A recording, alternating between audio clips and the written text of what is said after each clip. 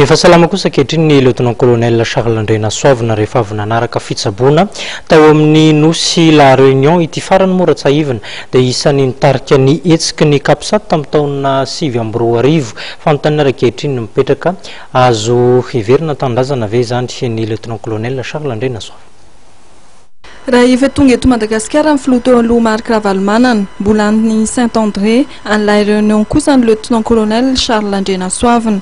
Tsy mbola manana eritreritra ny hiverina eto Madagasikara mitariky ny etsiky ny kapisat tamin'ny 2024 araka ny vaovao avy amin'ny olona akaiky azy. Miandry ny siny filaminana tanteraka vao tonga eto Madagasikara ny lieutenant colonel Charles Andrena Soavina raha ny fanazavana azo. Arak'izany dia iankina betsaka amin'ny fivoarany raharaha eto amin'ny firenena ny fiverenana tanindrazana ity manamboninahitra ao amin'ny tafika ity. Lieutenant colonel Charles Andrena Soavina izay raha tsy hivina dia namoaka raky tsara ny lazan'ny zava-miafy ny raharaha 2024. Hatramin'ny tantana ny filoham-pirenena Hery Rajaonarimampianina tsy naneho hevitra mikasika ny raharaham-pirenena tenany.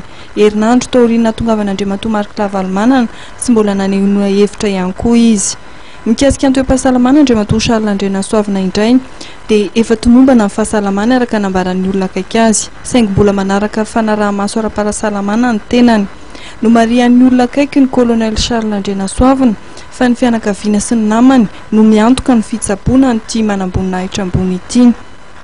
Mariana fa nisan'ireo manamboninahitra voasazy tao anatin'ny raharaha-baniny lieutenant colonel Charles Andrena Soavina. Asa terivozina mandrapahafaty no sazy nomeny fitsarana azy ny taona 2024, fitsarana izay tsy natrehany.